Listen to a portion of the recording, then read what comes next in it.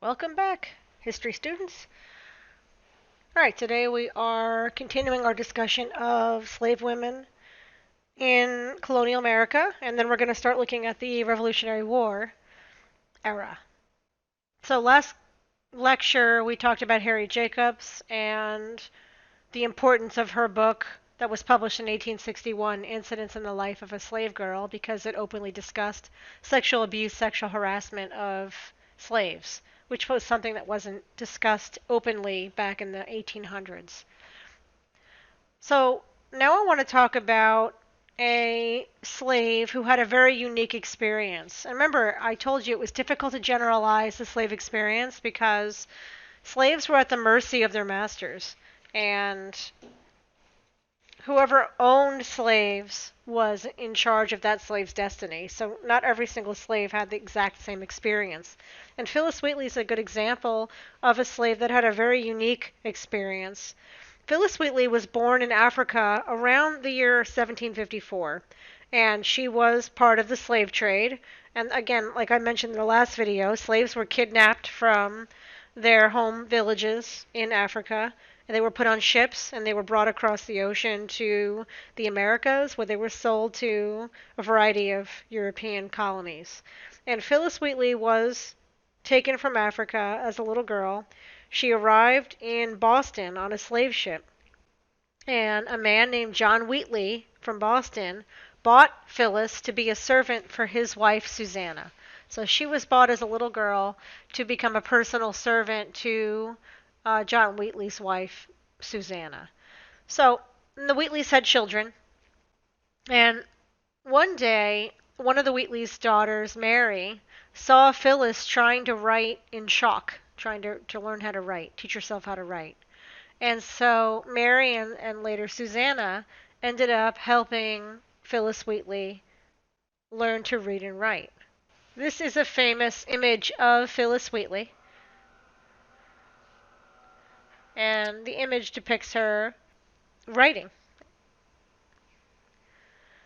So Phyllis, in a very short amount of time, was fluent in reading and writing English and began to study Latin.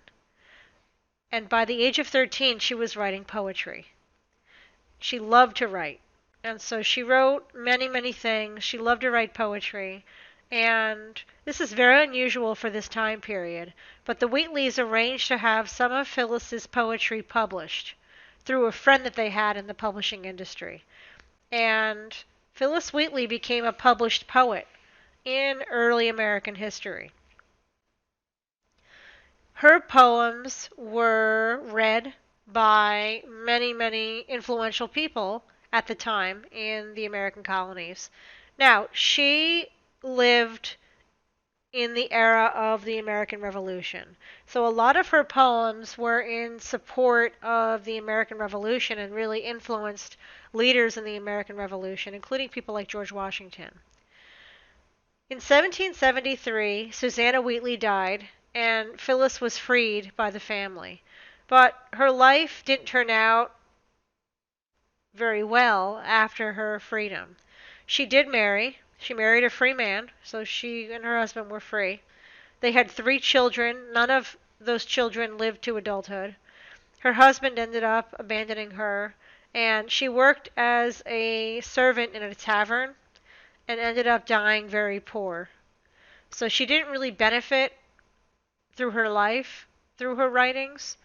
However, her story is a very unique slave experience, and her writings are part of American literature history, and they were very influential poems, again, during the age of the American Revolution when she was writing a lot of poetry in favor of independence. Let's look at the Revolutionary War era. So I have to kind of go over the background of the Revolution before we get to what women were doing in the American Revolution. I'm going to show you a map of the 13 colonies.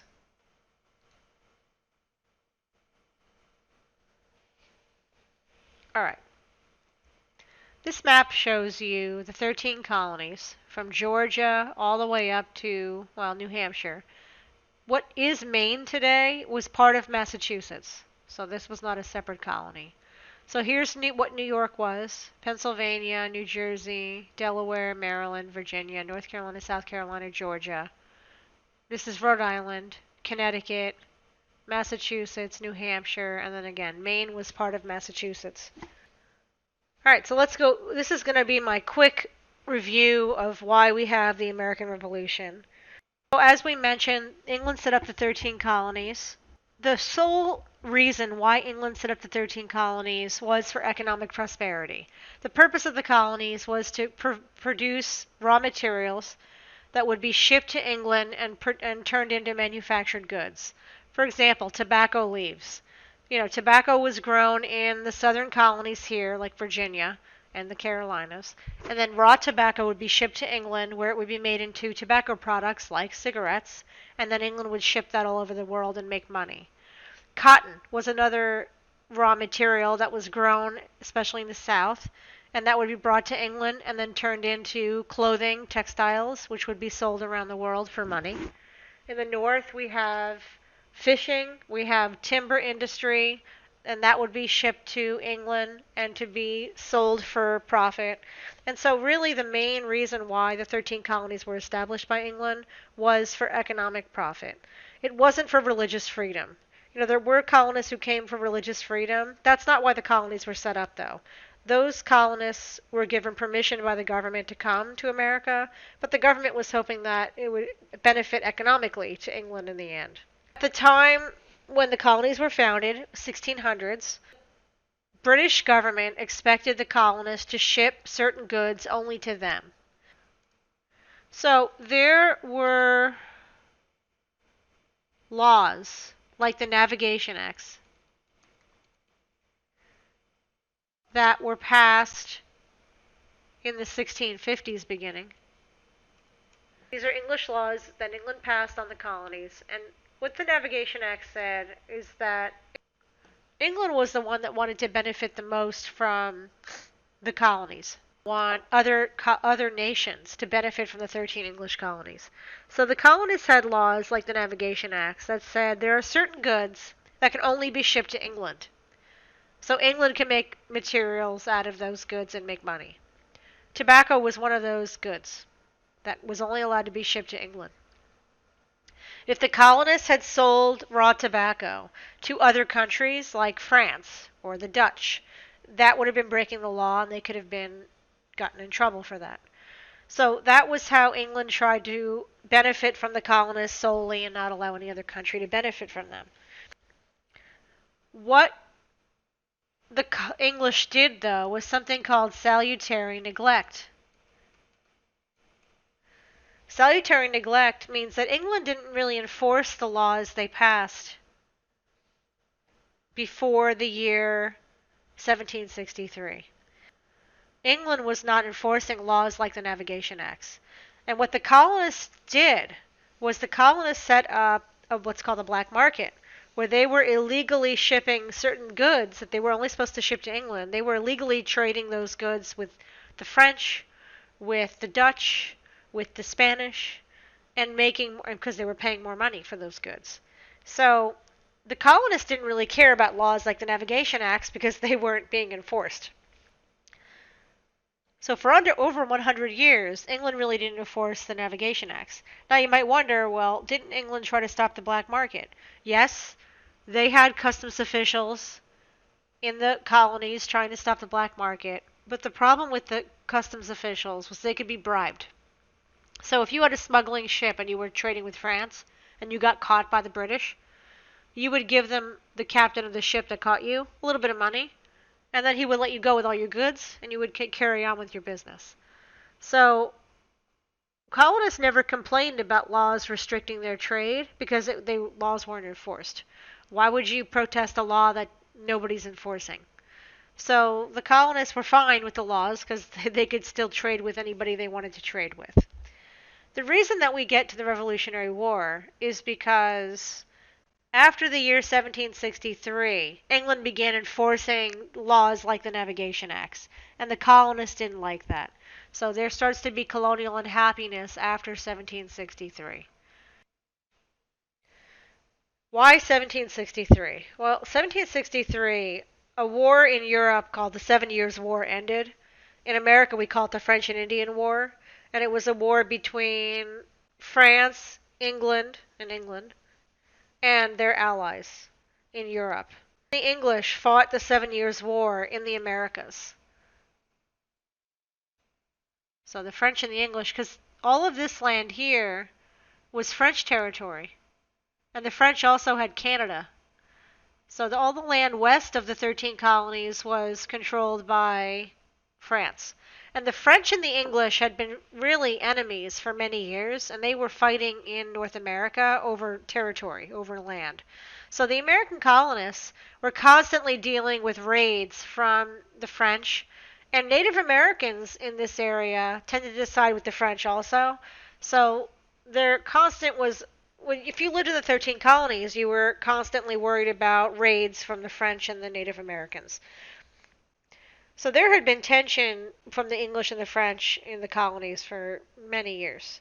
But in the French and Indian War, we actually have battles fought over the North American colony between France and England. And British troops were sent to North America to fight the French and the Native Americans. American colonists joined the British and helped them defeat the French in the Seven Years' War. And in the end, the British won the Seven Years' War, the French and Indian War. And all of the land that once was controlled by France now became English colony. So England gained control of Canada, and they controlled a lot of this land in the west of the 13 colonies. So that was a huge victory for England. Before the Seven Years' War, there had actually been a string of European wars that England was involved in, and this is one of the reasons for salutary neglect. From the 1650s to the 1750s, England was involved in many, many European wars, and they really weren't paying attention to what the colonists were doing in the 13 colonies in terms of following the laws, because it was more important to focus on European conflict. So while England was busy focusing on European wars, the colonists were able to set up black markets and trade and do whatever they wanted to do without any much interference from the British. So the colonists became used to ignoring the economic laws and doing what they wanted to do. All of that's going to change after the year 1763. I don't emphasize dates very often in my classes because I feel like you can always look up a date. It's more important to know the narrative of history, but there are some dates that are very important, and I would say 1763 is a very important date in understanding the Revolution. After the Seven Years' War ends, England turns its attention to the 13 colonies and the economic policies of the 13 colonies. Why? Because England came out of that war with tremendous debt, and they needed the 13 colonies to follow the Navigation Acts and the other economic laws so they could benefit from the colonies and make money. So England is going to start cracking down on the black market and start enforcing these laws that were not enforced for 100 years after 1763. British felt, I'm going to put the map back up. The British felt that the people in their empire who benefited the most from the French and Indian War, the Seven Years' War, were the English colonists, because they no longer have to worry about the French raiding them anymore and the tension with the French, because the French are now gone from North America. So who should pay for that war? The colonists. That made sense to the British government. And the British government was not very happy with the 13 colonies by the 1750s and 1760s. The British government understands that the colonists are not following the economic laws. They're not ignorant about that. They know that they have not done a good job enforcing the economic laws. They just didn't have the time or the energy to focus on that before 1763. So, England is going to start to enforce and introduce new laws to make sure the colonists only trade with England and not with other countries. And that's going to lead to colonial unhappiness. And then we're going to have taxes.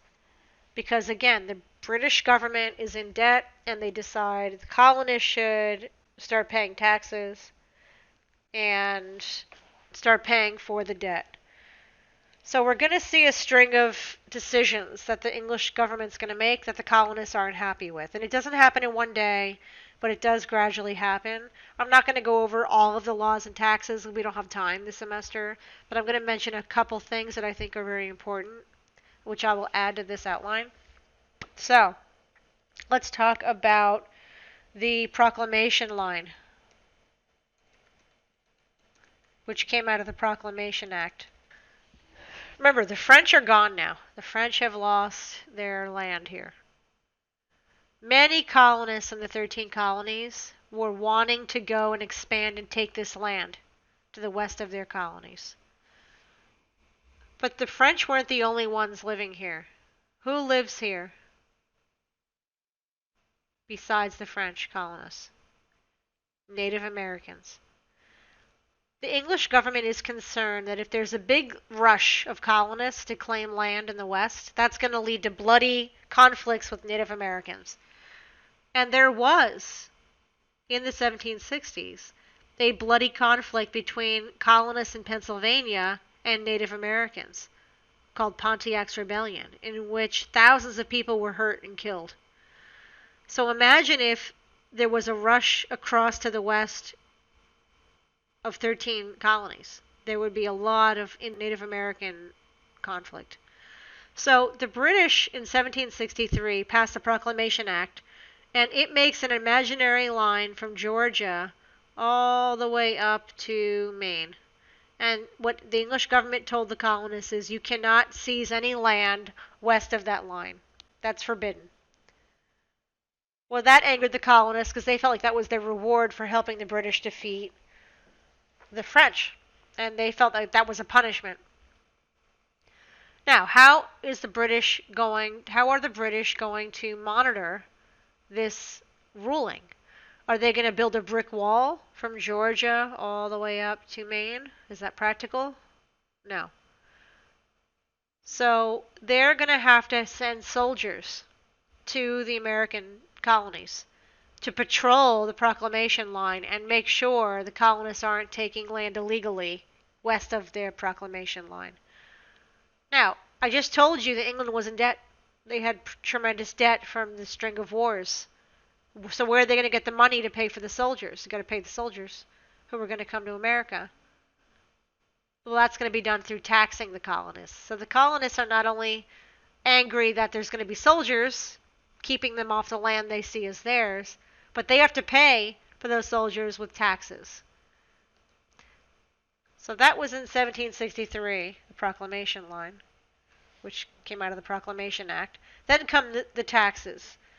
There are many taxes. I'm just going to talk about the Stamp Act of 1765. Many taxes started coming, and the colonists were angry because they didn't want to pay any taxes. The one tax that made them very angry was the Stamp Act, which was created by the English government in 1765. The Stamp Act put a tax on about 50 different items.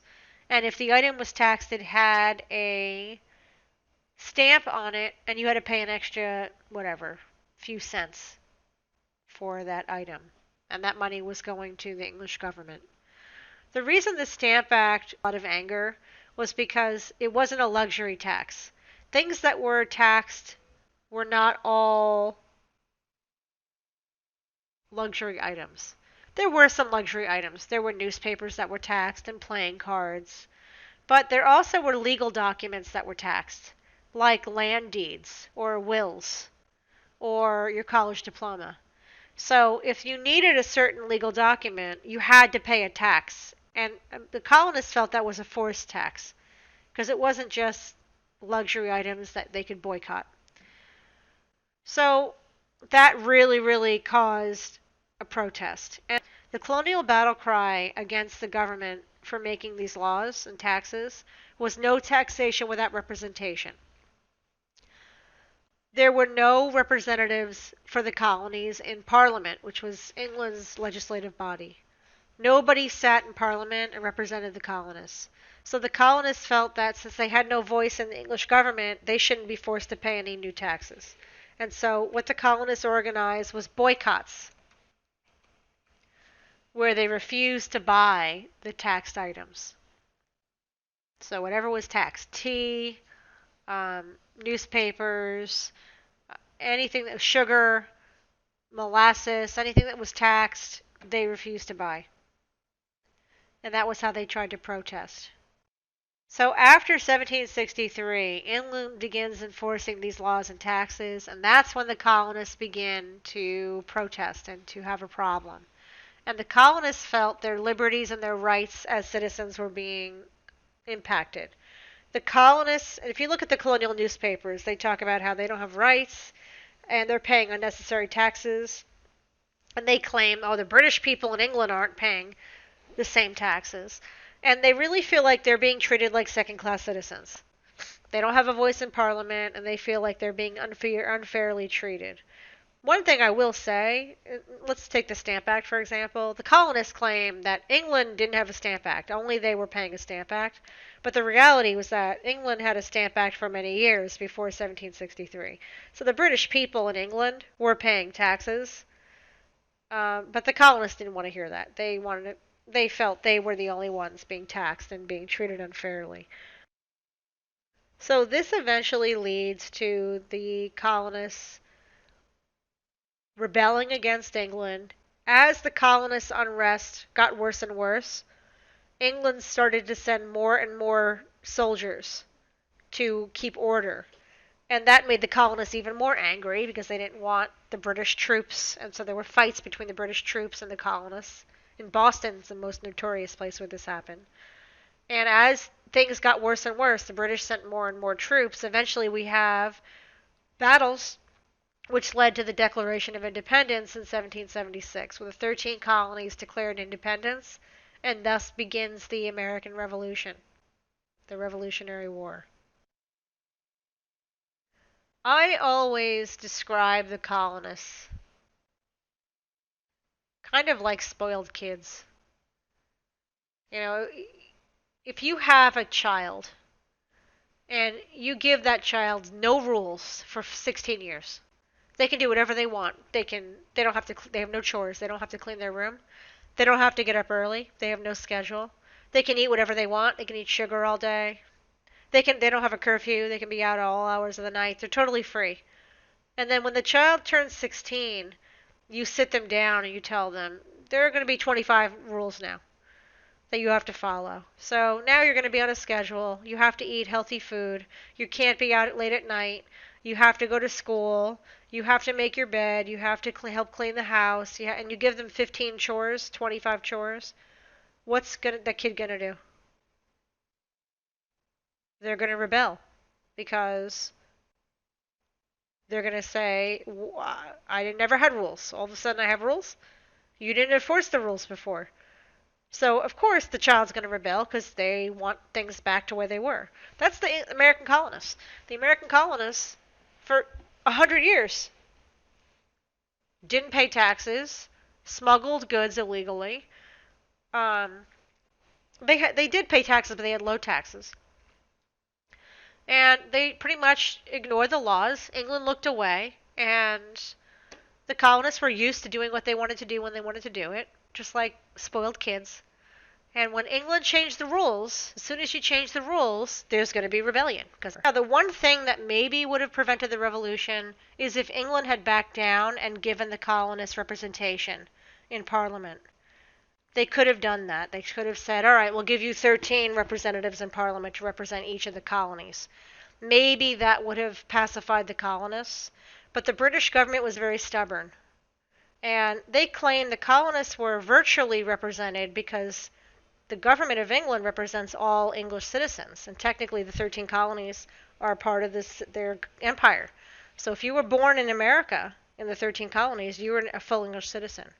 So they felt there was no need for representation in Parliament because the colonists were virtually represented. Well, that wasn't enough for the colonists. But I do wonder if England had backed down and given them representation, would that have changed things? We'll never know because they refused to do that. And we end up getting the American Revolution. So that's where I'm going to leave this video. Next video, we're going to look at how the revolution impacted women. And there are different types of women in America and how that impacted them. So I'll see you in the next video.